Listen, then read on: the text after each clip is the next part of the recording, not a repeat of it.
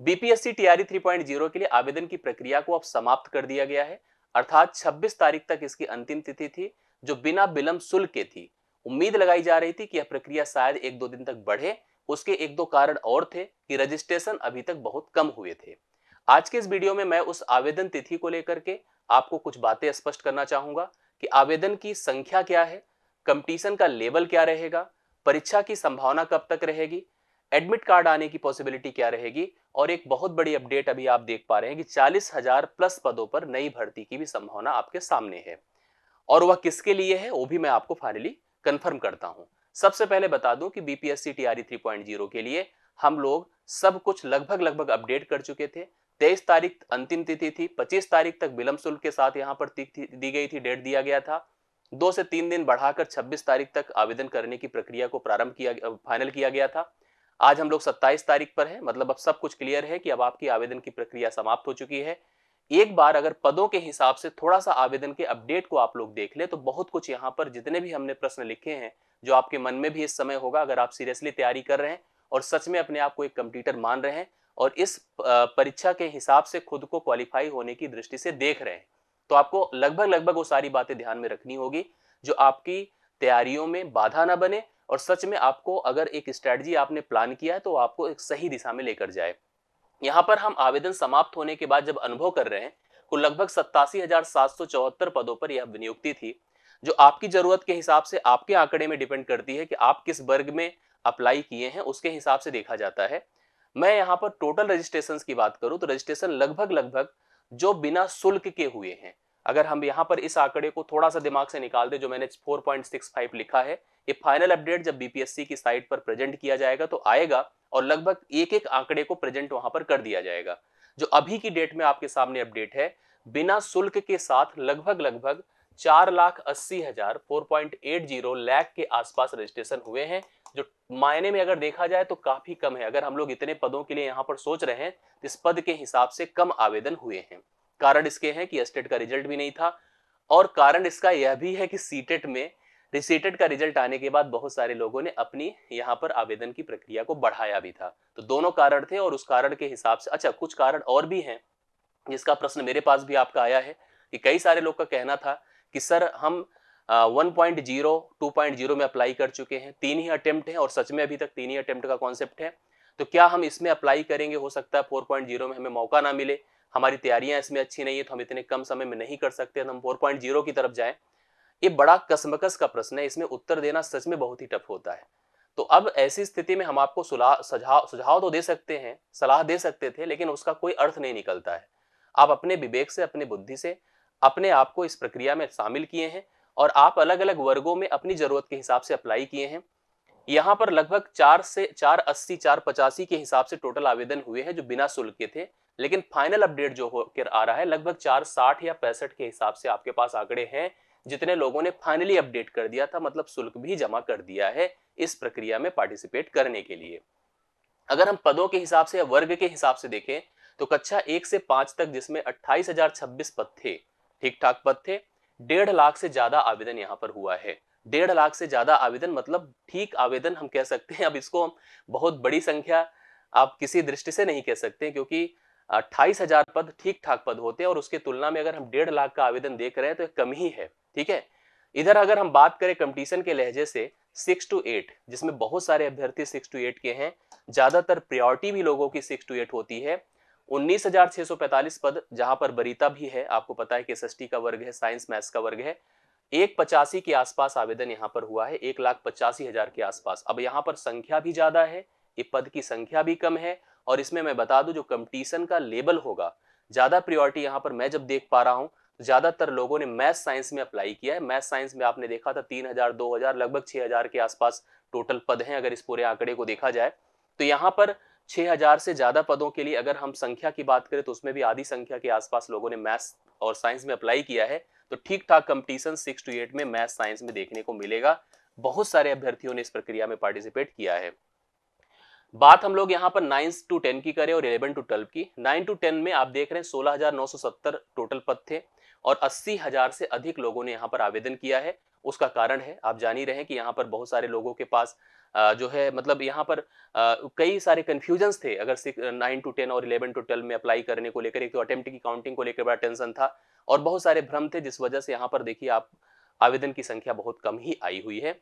और यहाँ पर भी पद ठीक ठाक थे, अलग अलग वर्ग में अब अप्लाई हुआ है तो एग्जैक्ट आंकड़ा जब आएगा तो पता चल ही जाएगा। 50,000 से अधिक आवेदन यहाँ पर आपको देखने को मिल रहा है। तो कंपटीशन के नजरिए से ये वाला सेक्शन ठीक ठाक है, मतलब ज्यादा है यहाँ पर 6 to 8 का वर्ग और वो भी खास करके मैथ साइंस का।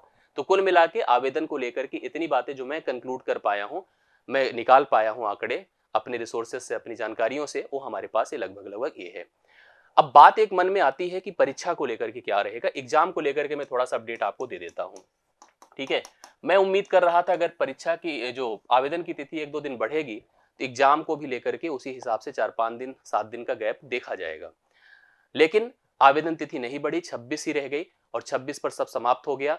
तो कुल मिला के जो परीक्षा की तिथि आपको दी गई है 7 से 17 की, ठीक है, 7 से 17 मार्च की दी गई है। तो मानकर चलिएगा कि आपको इसमें बहुत बड़ा बदलाव देखने को नहीं मिलेगा।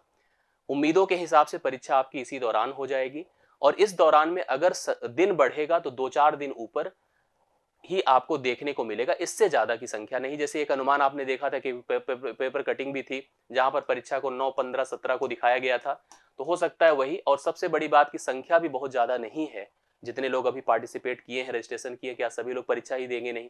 तो जैसे तौर पर कम सेंटर्स की आवश्यकता है, तो यह परीक्षा जो है संभावित है कि अपने तय समय पर या 1-2 दिन आगे पीछे होकर के, पीछे नहीं आगे ही होकर के यह परीक्षा आपकी इसी दौरान यहाँ पर हो सकती है।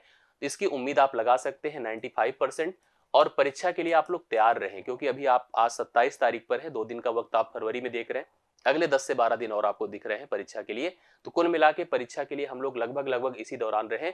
आपको 3-4 दिन के अंदर अपडेट दिख जाएगा एडमिट कार्ड का भी।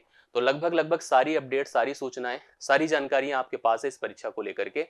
अपनी परीक्षा में आप जो भी पॉसिबल यहाँ पर हो सकता है तैयारियों में, वो आप करिए। जिस वर्ग में आप अप्लाई करिए हैं, चाहे आप प्राइमरी में किए हैं, 6 to 8 में किए हैं, जो भी आपका वर्ग हो, जो भी आपका विषय है, अब लग करके आप मेहनत कर लीजिए, क्योंकि अब समय कम है। और सबसे बड़ी बात, यहाँ पर कंपटीशन भी उस लहजे से उतना नहीं जितना आने वाले में रहेगा। मैं आपको बता दूं 4.0 में बहुत ही हाइप कंडीशन आपको रहेगी, दिखेगी, और बहुत सारे संख्या में लोग अप्लाई करेंगे, अलग अलग जगहों से भी अप्लाई करेंगे, और उसका माहौल अभी से ही बहुत ज्यादा है। इसलिए अभी आपके पास मौका है, अगर आपने सच में इस कंडीशन में है, आप लोग अप्लाई करने वाली स्थिति में, तो आपको इधर लग जाना चाहिए। आपके पास एक सुनहरा वक्त है, आप इसमें अचीव कर लो, खास करके ये लोग अपने अपने विषय वर्ग में।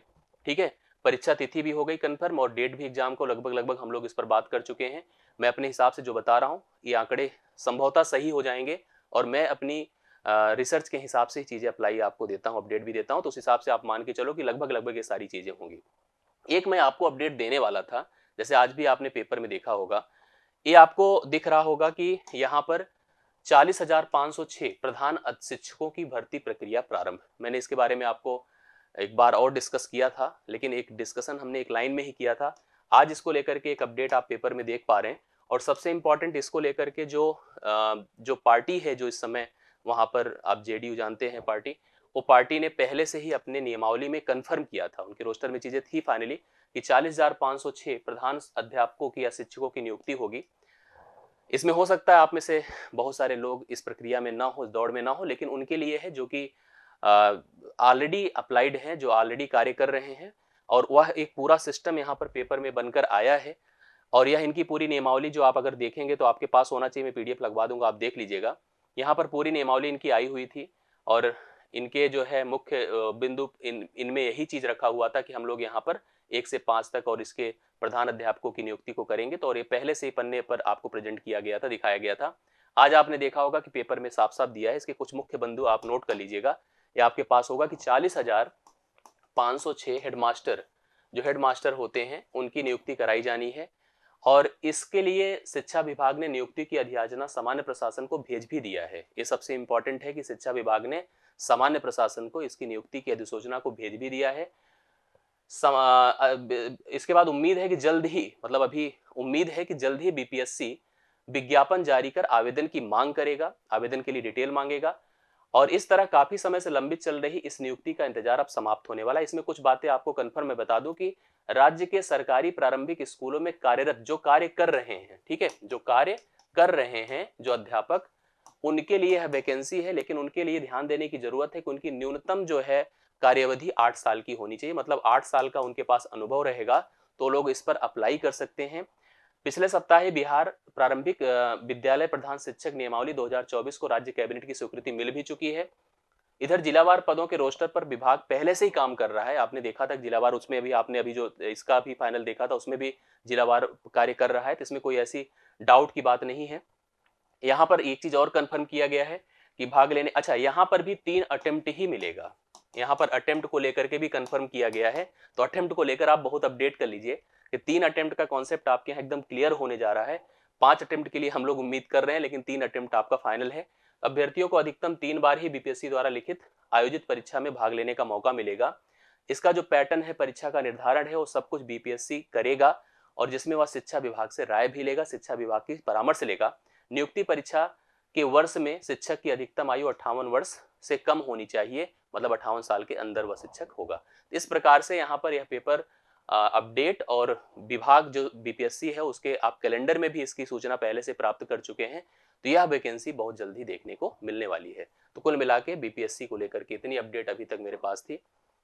मुख्य चीज ये है कि अपडेट आप रखिए, लेकिन अगर आप जेन्युइन हैं, आप सच में तैयारी पर लगे हैं, इस समय तैयारियों पर फोकस्ड रहिए। प्रतिदिन कक्षाएं आपकी चल भी रही हैं, हम लोग लगातार बीपीएससी टीआरई 3.0 के लिए प्रैक्टिस करा रहे हैं। दोपहर 12 बजे आप देखते हैं पूरी टीम आपको लग करके कराती है। 7 बजे मैं मैथ्स की क्लास लेता हूँ, और 9 बजे आप देखते हैं बीपीएससी के लिए 6 to 8 के लिए आर कुमार सर साइंस की भी क्लास लेते हैं। तो कुल मिला के तैयारियों में जो हमसे पॉसिबल है हम आपकी प्रिपरेशन करा रहे हैं, और आगे 4.0 के लिए भी आपके साथ हम जुड़ेंगे। अभी के लिए आज के लिए इतना ही। जो भी अपडेट आएगा लेटेस्ट मैं उसको आपको प्रोवाइड करूंगा। आज के लिए इतना ही। थैंक यू सो मच, धन्यवाद सभी को।